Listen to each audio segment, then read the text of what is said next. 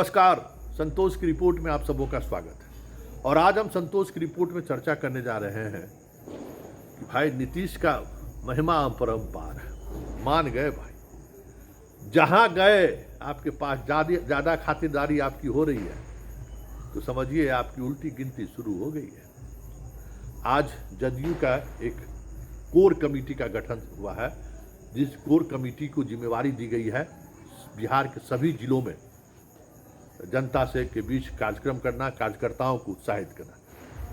5 लोगों को इसकी जिम्मेवारी दी गई है। संजय झा है, श्रवण कुमार है, विजय चौधरी है, रामनाथ ठाकुर हैं और उमेश कुशवाहा है। उस सूची में दूर दूर तक कहीं अशोक चौधरी दिखाई नहीं दे रहे। अशोक चौधरी जिस तरीके की सक्रियता हाल के दिनों में बढ़ाई है, बेलागंज में तो ऐसा लग रहा है जैसे बेलागंज चुनाव का प्रभारी वही है। कई मौके पर उन्होंने ये दिखाने की कोशिश किया कि नंबर 2 अशोक चौधरी है।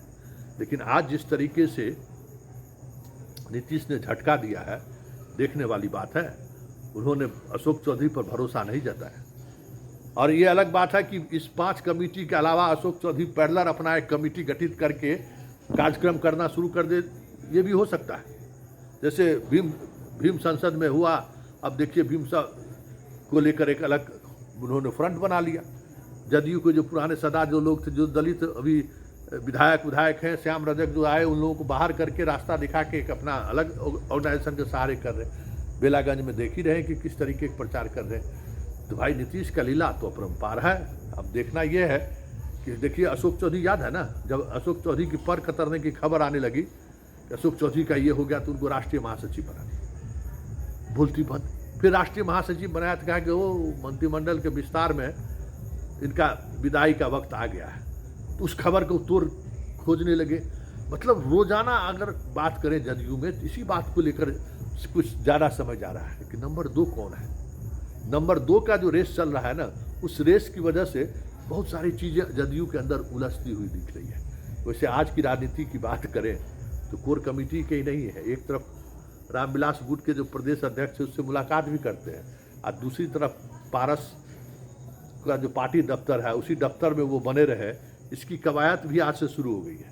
खबर है कि भाई हाईकोर्ट ने तो रोक लगा ही दिया है। साथ ही हाईकोर्ट में यह भी आग्रह हुआ है वायुव्य गिरी की तरफ से कि जब तक व्यवस्था कर दे, तो सरकार व्यवस्था करने का समय अभी ले रही है, तो मतलब समझ जाइए कि 6 महीना खींच दिया कहीं, तो ये सब भी चल रहा है। मतलब क्या करेंगे नीतीश बाबू कहना मुश्किल है, लेकिन सियासत इसी तरीके से चल रही है। तो आज की सियासत की बड़ी खबर यही है कि जदयू के प्रचार अभियान कमेटी से कोर कमेटी जो बनाई गई है, उस कमेटी से अशोक चौधरी बाहर हैं, अशोक चौधरी नहीं है उस कमेटी में। इसके अलावा जेपी नड्डा आ रहे हैं, उसको लेकर भी आज कई तरह की खबरें चली। मीडिया में जोरदार तरीके से डिबेट चल रहा है कि आखिर जेपी नड्डा आ क्यों रहे हैं। आनंदीबेन तो आके गए, अब जेपी नड्डा क्यों आ रहे हैं।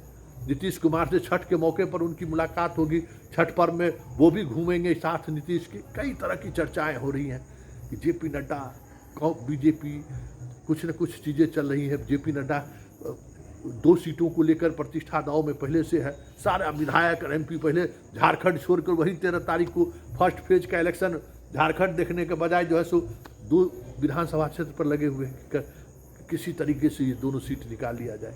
मतलब एकदम गहमागहमी तेज। मनीष वर्मा कल से सीतामढ़ी के दौरे पर हैं, ये भी एक राजनीतिक बड़ी खबर नहीं। मतलब उनकी जो यात्रा चल रही है, कल यात्रा उनकी सीतामढ़ी है, मतलब सीतामढ़ी और शिवहर में उनकी यात्रा रहेगी। पुराने समता पार्टी के कार्यकर्ताओं से मिलेंगे, उन्हें सम्मानित करेंगे, उन्हें चार्ज करेंगे। मनीष वर्मा ने एक बड़ी बात कही है कि जो पुराने समता पार्टी के दौर में हमारे साथ थे, आज भले ही वो सक्रिय राजनीति में नहीं है, लेकिन आज भी वो कहीं गए नहीं है। और उनके अंदर का जो जुझारूपन है, लड़ने की जो ताकत है, क्योंकि उन्होंने जंगल राज से भी लड़ा, लालू की सत्ता से भी लड़े, तो वो जो जुझारूपन है, वो जुझारूपन आज भी दिखता है उनके चेहरे पर। तो ये इस भाव के साथ मनीष वर्मा बिहार भ्रमण कर रहे हैं। तो ये भी एक आज की एक पॉलिटिकल डेवलपमेंट में एक डेवलपमेंट ये भी है। प्रशांत किशोर ने तो आज तहलका ही मचा दिया है। अब प्रशांत किशोर ने जो बात कही है कि हम 100 करोड़ लेते हैं और 10 राज्य में सरकार बनाए हैं, तब समझ लीजिए कि कितना पैसा हम कमाए हो। ये प्रशांत किशोर आज बोलने की स्थिति में इसलिए है ना कि बीजेपी, ईडी, सीबीआई जितनी एजेंसियां हैं वो खामोश है। 100 करोड़ का मतलब समझते हैं? कोई पॉलिटिकल पार्टी अपना खर्च में दिखाया होगा कि प्रशांत किशोर को हम 100 करोड़ रुपया दिए हैं? कल इस पर चर्चा करेंगे बड़ी विस्तृत तौर पे कि क्या प्रावधान है इलेक्शन कमीशन का। लेकिन कहा तो उन्होंने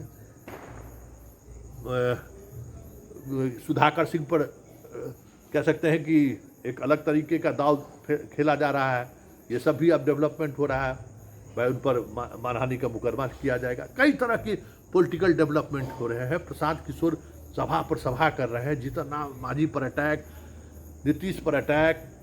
अब तो मानने लगे कि नीतीश लड़ाई में है ही नहीं। जो लड़ाई हमारी है सो बीजेपी और आरजेडी से।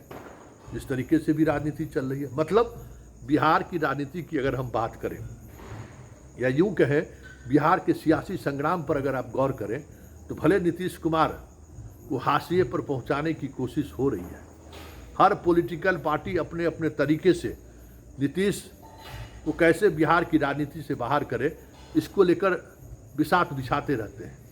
लेकिन तमाम बिसातों के बीच नीतीश कुमार अपनी सियासी दावपेच को बनाए रखने के लिए जिस तरीके से संघर्ष करते हुए दिख रहे हैं या फिर यूं कहें कि जिस तरीके से चीज़ों को वो लेकर आगे बढ़ रहे हैं, ऐसे में ये कहा ही जा सकता है कि बूढ़े शेर में अभी भी बहुत जान बाकी है भाई।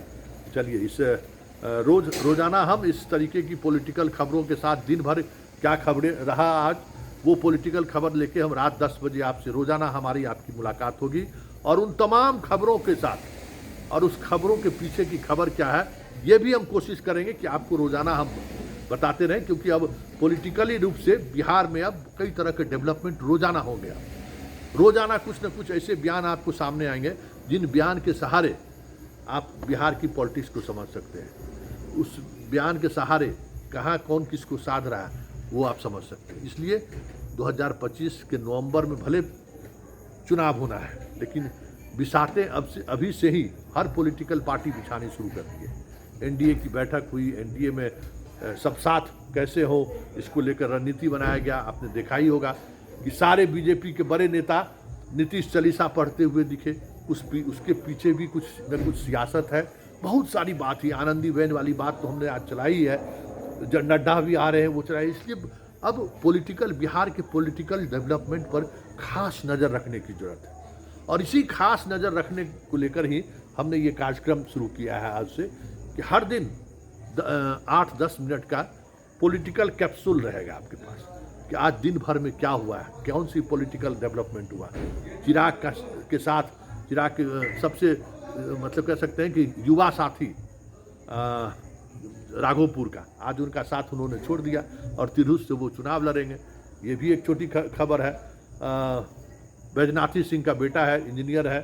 बैजनाथी सिंह का राघोपुर में अपनी एक दिवंगता रही, उनकी हत्या हुई थी कुछ वर्ष पहले।